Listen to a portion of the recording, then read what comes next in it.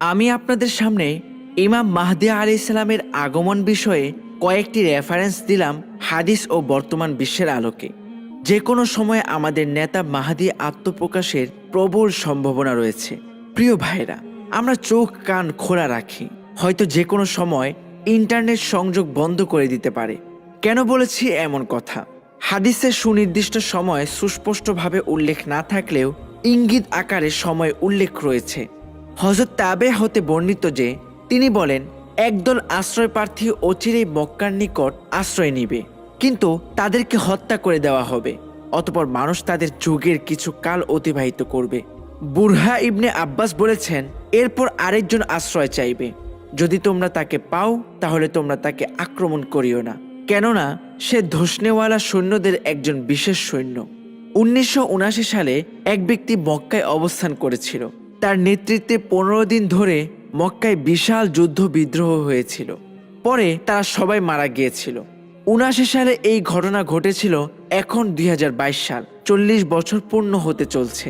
উক্ত হাদিস দ্বারা প্রমাণ হয় যে ইনশাআল্লাহ খুব কম সময়ের মধ্যে মাহদী আসার সম্ভাবনা।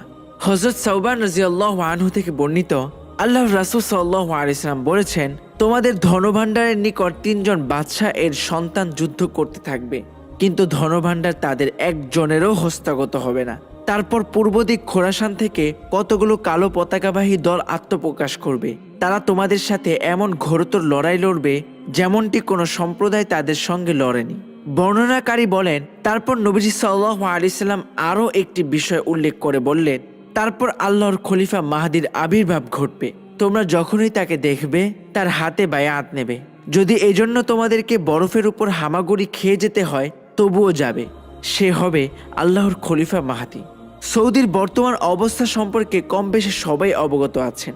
সৌদি রাজ পরিবারের সদস্যরা 3 ভাগে বিভক্ত হয়ে গেছে, আর এই 3টি গ্রুপ 3 জন প্রিন্সকে কেন্দ্র করে বিভক্ত হয়েছে। তারা হলেন মুকরিন বিন আব্দুল আজিজ, মোহাম্মদ বিন নায়েফ, মোহাম্মদ বিন সালমান। বিন সালমান তার বিরোধী যারা রয়েছে সবাইকে ধরপাকড় শুরু করে দিয়েছে, তথা রাজ পরিবারে যে কোনো সময় গৃহযুদ্ধ শুরু হতে পারে। এবং করোনা ভাইরাসের দোহাই দিয়ে হঠাৎ ওমরাহ বন্ধ করে দেয়া মক্কা ও মদিনা প্রায় জনশূন্য হয়ে যাচ্ছে। এক হাদিসে এসেছে, মদিনা জনশূন্য হয়ে যাবে এবং বাইতুল মাকদিস আবাদ হবে। ইতিমধ্যে এটাই দেখতে পাচ্ছি। 2017-তে জেরুজালেমকে ইসরায়েলের রাজধানী ঘোষণা করা হয় এবং সমগ্র পৃথিবী থেকে ইহুদিরা এখানে একত্রিত হচ্ছে। পক্ষান্তরে মদিনার অবস্থা তো এখন দেখাই যাচ্ছে। এগুলো সেদিকেই ইঙ্গিত করছে। ফিরোজ দাইলামি বর্ণনা করেন, আল্লাহর রাসূল বলেছেন, কোনো এক রমজানে আওয়াজ আসবে। সাহাবাগণ জিজ্ঞেস করলেন, হে আল্লাহর রাসূল, রমজানের শুরুতে নাকি মাঝামাঝি সময়ে নাকি শেষ দিকে? নবীজি সাল্লাল্লাহু আলাইহি সাল্লাম বললেন, না, বরং রমজানের মাঝামাঝি সময়ে, ঠিক মধ্য রমজানের রাতে। শুক্রবার রাতে আকাশ থেকে একটি শব্দ আসবে। সেই শব্দের প্রচণ্ডতায় 70,000 মানুষ সংজ্ঞা হারিয়ে ফেলবে এবং 70,000 বধির হয়ে যাবে।